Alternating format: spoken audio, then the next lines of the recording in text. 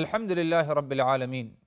والعاقبة للمتقين ولا عدوان إلا على الظالمين والصلاة والسلام على رسوله الكريم اما بعد۔ اللہ تبارک و تعالیٰ پر حمد و ثنا اور اس کے نبی کریم صلی اللہ علیہ وسلم پر بے شمار بے حد بے عدد درود و سلام کے بعد، محترم ناظرین، قصص القرآن کے اس سلسلے وار پروگرام میں ہم آپ کی خدمت میں حاضر ہیں۔ السلام علیکم ورحمۃ اللہ وبرکاتہ۔ ناظرین کرام، آج کی اس نشست میں ہماری گفتگو صلح حدیبیہ سے متعلق جاری ہے۔ گزشتہ نشست میں صلح حدیبیہ سے متعلق بات ہو رہی تھی اور آغاز ہوئی اس گفتگو کا، اور بات پہنچی اس مقام پر کہ رسول اللہ صلی اللہ علیہ وسلم کے پاس جب قریش کا نمائندہ آیا اور قریش کا پیغام لے کر کے آیا کہ آپ لوٹ جائیے اور عمرہ نہ کریں اس سال، تو آپ صلی اللہ علیہ وسلم نے یہ اظہار کیا کہ بھائی مجھے عمرہ کرنے دیا جائے، اور میں عمرے کی غرض سے آیا ہوں، کوئی لڑنے کے قتال کے غرض سے نہیں آیا ہوں۔ عروہ ابن مسعود الثقفی جب قریش کے درمیان لوٹ کر کے جاتے ہیں اور اللہ کے رسول کے پیغام اور فیصلے کے بارے میں بتاتے ہیں، تو قریش کے لوگ اس فیصلے کو قبول نہیں کرتے، اور قریش کے لوگ مصر ہیں، اڑے ہوئے ہیں اپنے فیصلے پر، اپنی بات پر کہ محمد کو اور ان کے ساتھیوں کو اس سال لوٹ کر کے جانا ہوگا مدینہ منورہ، اگلے سال پھر کیا ہے مدینہ سے مکہ المکرمہ عمرہ کرنے کے لیے آئیں۔ آپ صلی اللہ علیہ وسلم نے جب دیکھا قریش کا اصرار، تو آپ نے اپنے طرف سے ایک نمائندہ آپ نے بھیجا اپنے طرف سے، اور پہلے تو آپ نے عمر ابن الخطاب کو منتخب کیا، لیکن عمر ابن الخطاب نے معذرت کی، اور ان کا معذرت کرنے کا حق تھا کیونکہ جان کا خطرہ تھا، اور ان کے خاندان والے مکہ المکرمہ میں موجود نہیں تھے، جو کہ اگر موجود ہوتے تو ان کی حمایت کرتے، ان کی حفاظت کرتے، ان کو قریش سے بچاتے، کوئی موجود نہیں تھا۔ تو اسی لیے عمر ابن الخطاب نے عثمان ابن عفان کے بارے میں کہا، رسول اللہ صلی اللہ علیہ وسلم نے حضرت عمر کی اس رائے کو قبول کیا، اور عثمان ابن عفان رضی اللہ عنہ کو قریش کے طرف بھیجا، روانہ کیا۔ عثمان ابن عفان مکہ المکرمہ پہنچتے ہیں، قریش کے لوگوں سے ملتے ہیں، بات چیت گفتگو ہوتی ہے، اور قریش کے لوگ اپنا فیصلہ سنا دیتے ہیں کہ کوئی گنجائش نہیں ہمارے سامنے اس سال تم کو اور تمہارے نبی، تمہارے دوسرے ساتھیوں کو لوٹ کر مدینہ منورہ جانا ہوگا، اگلے سال اگر چاہو تو عمرہ کرنے کے غرض سے آ جاؤ۔ ہاں عثمان، تم کو اجازت ہے کہ تم اب ادھر تک پہنچ چکے ہو مکہ المکرمہ، تو تم جا کر کے بیت اللہ کا طواف کر لو۔ عثمان ابن عفان رضی اللہ عنہ نے کہا، اللہ کی قسم یہ ہو ہی نہیں سکتا کہ میں اللہ کے رسول سے پہلے کیا ہے طواف کروں۔ تو عثمان ابن عفان نے طواف یا عمرہ کرنے سے انکار کیا، صرف اس لیے رسول کی تعظیم، رسول کی عزت، رسول کے احترام میں، اور اللہ کے رسول صلی اللہ علیہ وسلم کی محبت میں۔ قریش کے لوگوں نے عثمان ابن عفان کو اپنے پاس کچھ دیر روک کر رکھا، یعنی اتنی دیر روک کر رکھا کہ کچھ الگ قسم کا گمان لوگوں کے درمیان پھیلنے لگا کہ اتنی دیر ہو گئی عثمان ابھی تک آئے نہیں، تو اس کا مطلب ضرور عثمان کو انہوں نے کیا ہے قید کر لیا ہوگا، یا عثمان کو مارا پیٹا ہوگا، یا عثمان کا قتل کر دیا ہوگا، کچھ نہ کچھ معاملہ پیش آیا ہے، کچھ نہ کچھ زیادتی ہوئی ہے قریش کی طرف سے عثمان کے ساتھ، اسی لیے عثمان ابن عفان ابھی تک لوٹ کر کے نہیں آئے ہیں۔ اور خبر پھیل گئی، افواہ پھیلا دیا کسی نے کہ عثمان کا کیا ہے قتل کر دیا گیا۔ رسول اللہ صلی اللہ علیہ وسلم کو جب یہ خبر پہنچی، اور یہ خبر افواہ تھی، کوئی حقیقت نہیں اس کی، کہ عثمان کا قتل کر دیا گیا، تو آپ صلی اللہ علیہ وسلم نے کہا، لَإِن كَانُوا قَتَلُوهُ لَأُنَاجِزَنَّهُمْ، اگر انہوں نے حقیقت میں عثمان کا قتل کر دیا ہے تو میں اور ہم اس کا بدلہ ضرور لیں گے، یعنی ہم بھی چلیں گے، قتال کریں گے، خون کا بدلہ خون ضرور ہم لیں گے۔ آپ صلی اللہ علیہ وسلم نے یہ فیصلہ اپنا سنایا اور مسلمانوں کو دعوت دی، بلکہ حکم دیا کہ تم لوگ آؤ مجھ سے بیعت کرو، بیعت لو۔ اور یہ بیعت کا معاملہ، ببول کا ایک درخت تھا ادھری مقام حدیبیہ پر، جہاں پر آپ صلی اللہ علیہ وسلم پڑاؤ ڈالا تھا اور جس کے سائے میں تھے، اسی ببول کے درخت کے نیچے آپ صلی اللہ علیہ وسلم بیٹھے تھے، اور اسی مقام اسی جگہ پر کیا ہے آپ صلی اللہ علیہ وسلم سے صحابہ کرام نے کیا ہے بیعت کی۔ اور بیعت اس بات پر کہ ہم آپ کے ساتھ لڑیں گے اور میدان چھوڑ کر ہم بھاگیں گے نہیں۔ کب لڑیں گے؟ عثمان کا بدلہ ہمیں لینا ہے، اس معاملے میں اب ہم آگے بڑھیں گے لڑنے کے لیے، یا رسول اللہ ہم آپ کے ساتھ ضرور لڑیں گے اور ہم پیچھے نہیں ہٹیں گے، میدان چھوڑ کر ہم بھاگیں گے نہیں۔ یہ بیعت کا معاملہ ہو گیا، اور اسی بیعت کو بیعت رضوان کہا گیا ہے، بیعت رضوان۔ اور اس کا ذکر کیا ہے قرآن مجید موجود ہے، جیسے کہ انشاءاللہ آگے اس کی تفصیل آئے گی۔ جب آپ صلی اللہ علیہ وسلم نے قریش کے لوگوں سے بیعت لی اور ان سے وعدہ لیا کہ وہ تو آپ کا ساتھ دیں گے قتال میں، جنگ میں، اور میدان چھوڑ کے کوئی بھاگے گا نہیں، قریش کو اس کی خبر پہنچی تو قریش نے سوچا کہ قتال سے بہتر یہ ہے کہ ہم محمد سے صلح کر لیں، قتال سے بہتر یہ ہے کہ ہم محمد سے صلح کر لیں، کیونکہ قتال میں ظاہر سی بات ہے ہمارے افراد کی بھی جان جانے کا خطرہ ہے، محمد کے بھی افراد کی جان جانے کا خطرہ ہے، اسلحہ صرف ہوگا، مال بھی صرف ہوگا، مال بھی خرچ ہوگا، تو بہت کچھ نقصانات اس میں ہیں۔ تو ایسا کیوں نہیں کہتے کہ ہم صلح کر لیں کہ کوئی ایک دوسرے کو نقصان نہیں پہنچے گا، اور بھی دوسری باتیں ہیں جس پر کیا ہے صلح ہو جائے۔ تو صلح کیا جب ارادہ قریش مکہ نے کیا، تو اس مقصد کے لیے قریش نے اپنے طرف سے ایک بندے کو رسول اللہ صلی اللہ علیہ وسلم کے پاس بھیجنے کا ارادہ کیا، اور اس بندے کے پہنچنے سے پہلے ہی کوشش کی گئی تھی، مسلمانوں کو چھیڑا گیا تھا، صحابہ کرام کو چھیڑ چھاڑ کا معاملہ آیا تھا تاکہ ورغلایا جائے، اور چھیڑ چھاڑ ہوگا تو لڑنے میں کیا ہے پھر آگے جو ہے معاملہ بڑھے گا۔ اور چھیڑ چھاڑی اس طرح کہ جیسے کہ ایک صحابہ رسول حضرت سلمہ ابن الاکوع رضی اللہ عنہ فرماتے ہیں اپنے بارے میں کہ ہم درخت کے نیچے لیٹے آرام کر رہے تھے، تو 4 کفار مکہ، مشرکین مکہ سے 4 افراد آئے، اور آنے کے بعد ہمارے ہی سامنے اللہ کے رسول صلی اللہ علیہ وسلم کی برائی بیان کرنے لگے، آپ کو برا بھلا، آپ کو گالی گلوچ دینے لگے، اور مقصد صرف یہی تھا کہ ہم جذبات میں آ کر کے بدلہ لیں، اور جب بدلہ لینا چاہیں گے ہم تو جنگ کا سلسلہ ادھر سے کیا ہے شروع ہو جائے گا۔ لیکن معاملہ یہ تھا کہ بہت ہی زیادہ ضبط نفس سے کام لیا صحابہ کرام نے،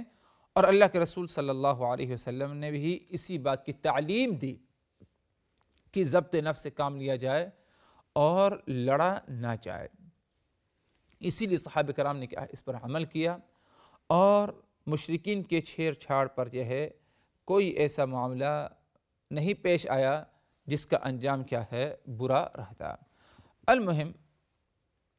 اس طرح جو ہے مشرکین چھیڑ چھاڑ میں کامیابی انہیں حاصل نہیں ہوئی۔ اب اس کے بعد کیا ہے معاہدہ ہوتا ہے، صلح ہوتا ہے، اور صلح کرنے کے لیے، معاہدہ کے لیے قریش نے سہیل ابن عمرو کو بھیجا،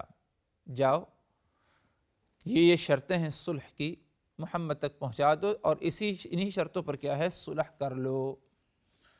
سہیل ابن عمرو آپ صلی اللہ علیہ وسلم کے پاس آتے ہیں، بات چیت گفتگو ہوتی ہے،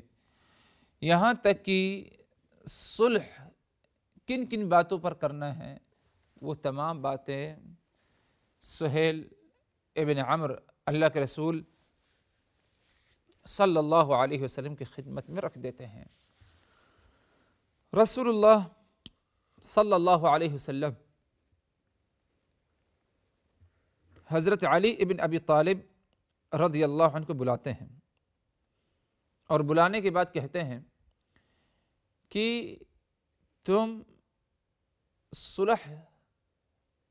لکھو، یعنی جن باتوں پر صلح ہو رہی ہے، جن نقاط پر، ان باتوں کو تم لکھو۔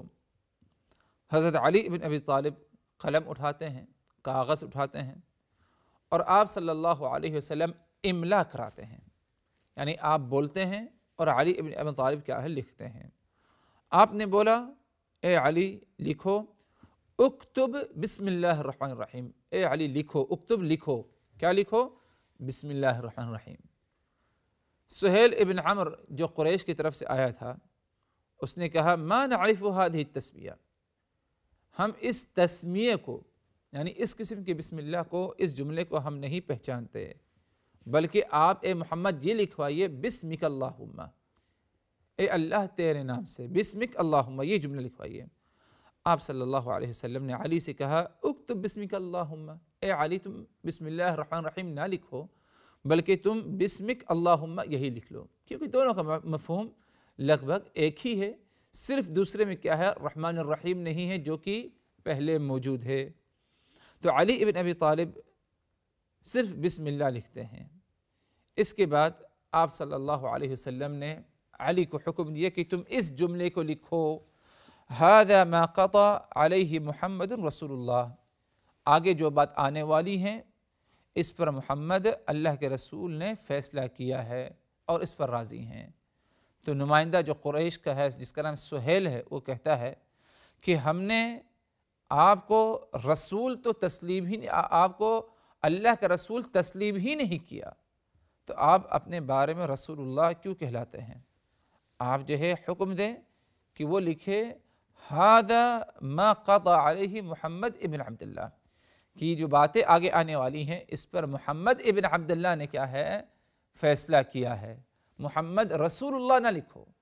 اپنے آپ کو اللہ کے رسول کی طرف منسوب نہ کرو، بلکہ اپنے آپ کو اپنے باپ کی طرف منسوب کرو اور کہو محمد ابن عبداللہ، کیونکہ ہم تمہیں محمد ابن عبداللہ مانتے ہیں، تسلیم کرتے ہیں قریش کے لوگ، لیکن آپ کو محمد رسول اللہ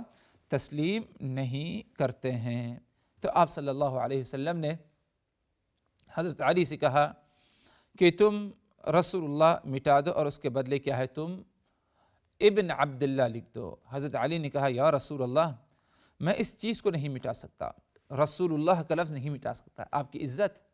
آپ کی احترام، آپ کی توقیر کا معاملہ ہے۔ آپ نے کہا اے علی مجھے بتا دو، مجھے دکھا دو کہ وہ جگہ کہاں پر ہے جہاں پر رسول اللہ ہے، کیونکہ آپ صلی اللہ علیہ وسلم پڑھتے نہیں تھے، یہ ایک معجزہ تھا، جیسے کہ پھر کبھی اس پر بات آئے گی۔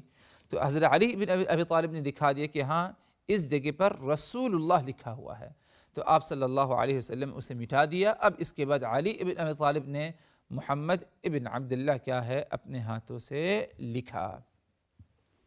جب محمد ابن عبداللہ لکھ دیا، اب اس کے بعد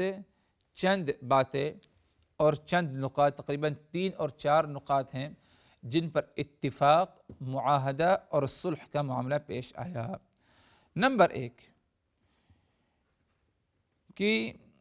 جو محمد کے پاس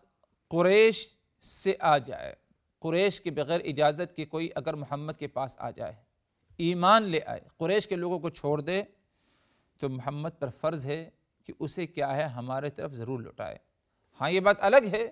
کہ ہم قریش کے لوگ اسے اجازت دے دیں، لیکن اگر ہماری بغیر اجازت کے محمد کے پاس پہنچا،